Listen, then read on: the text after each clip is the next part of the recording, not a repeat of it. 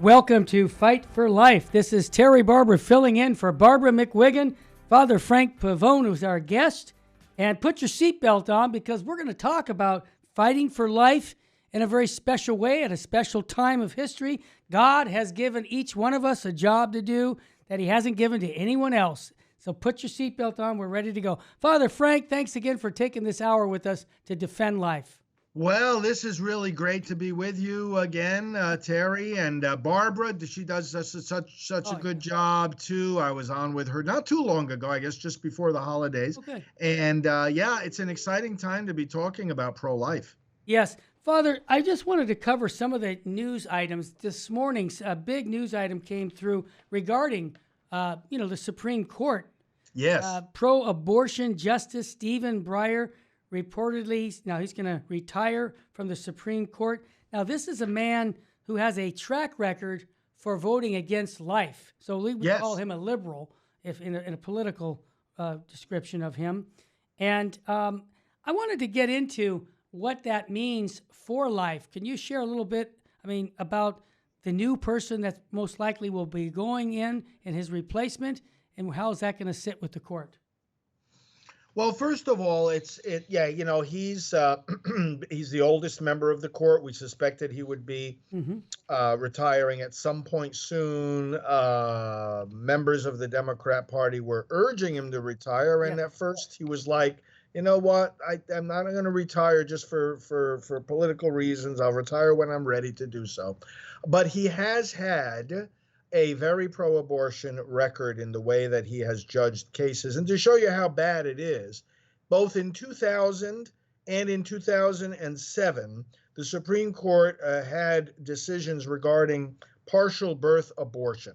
And Breyer was on the wrong side of both of those decisions. In other words, he wanted to permit partial birth abortion as constitutional. Here's a procedure where, as many of our listeners will recall, the baby is killed in the birth process. The baby is alive and half delivered, and the scissors are stuck in the back of the neck. And this is something Breyer thinks is somehow consistent with the Constitution of the United States. You got to be crazy to think that. So there was those very bad decisions. And then, of course, there was this NIFLA versus Becerra case decided back in 2018, where Breyer actually said it was constitutional for the state to tell pregnancy centers, which exist for the purpose of providing alternatives to abortion, that somehow it's okay to tell people, to require them to tell the clients that come there where they can get an abortion. Oh, my God. And again, it's like, this is not just unconstitutional, it's insane. It's insane. Now, here's the problem. So you asked about, who might replace him. Yeah. The problem is the Democrat Party. For whatever reasons, this party has become insane. Their policies, their platform, their leadership, their legislative priorities are all insane. And so it has come to the point now where it doesn't matter whom they appoint, and it doesn't matter who does the appointing. Obviously Biden is, sitting in the White House, but who knows who's really making the decisions? This guy doesn't seem to be too sharp at these days, to put it mildly. So we don't know who's really calling the shots here. But then again, it doesn't matter. And it doesn't matter who they appoint. This is going to be someone who toes the line of the insane Democrat policies and the philosophy that they have about judges is apparently they feel no obligation to be rooted in the Constitution or its structure or its history.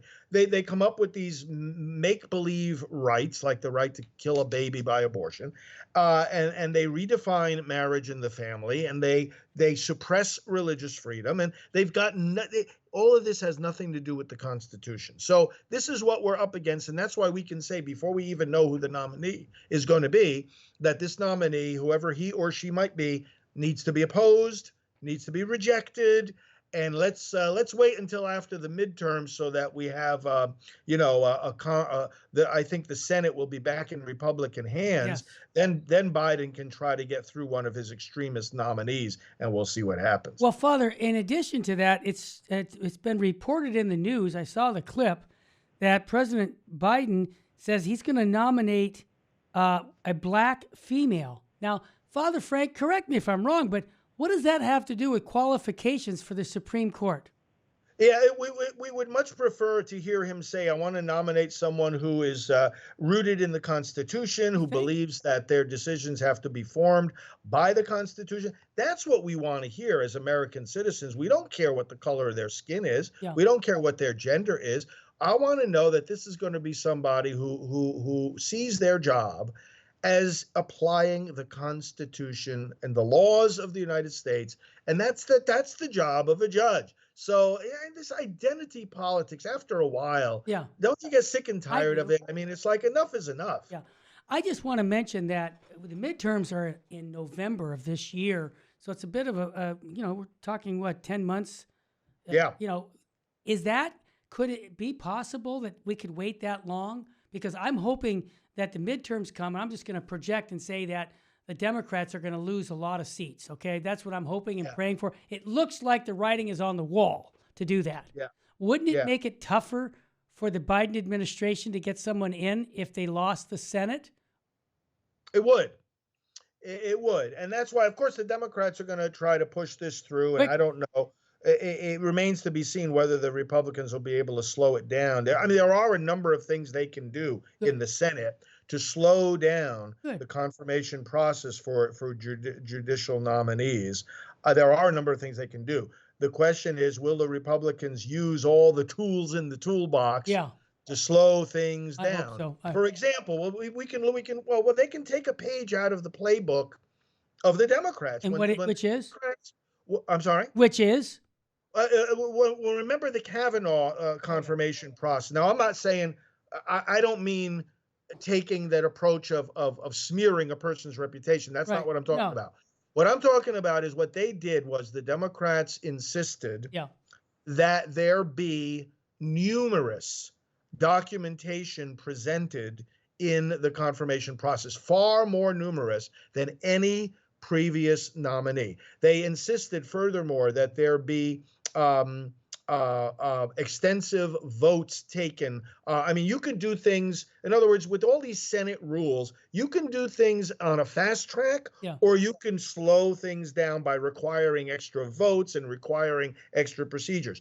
So I'm all in favor of them really slowing this thing down, because here's the benefit to it is, when they're going to focus more on the person's gender and skin color, we need time. We need to buy time to be able to do op-eds and do opinion pieces and broadcasts like this, and talk to the public about what's most important. What are the qualifications of this nominee to interpret and apply the Constitution? That is what we need to focus on, because if we can get the word out, whenever we find out who this person is, if we can get the word out about their qualifications or lack thereof, we may be able to peel away certain senators from supporting the nominee. I mean, there are some senators who, if the person is extreme enough, or if the person is unqualified enough, they might want them on the court, but they're going to have to go back home and face their constituents. So we may be able to persuade some of them, especially who are, first of all, senators who are up for re-election in 2022. Yes. Okay, so we're going to look at those 33 states or so that have Senate races. And secondly, the question is, how conservative are their states? So if their states are basically Trump states, or basically states where you do have a lot of conservative voters, they're going to have to carefully weigh how they approach this nomination, this confirmation vote. And we can take advantage of that. And we can reach out to the voters in those states. So I'm all in favor of the Republicans slow walking this process, and we'll have to see if they use the tools that are at their disposal to do that.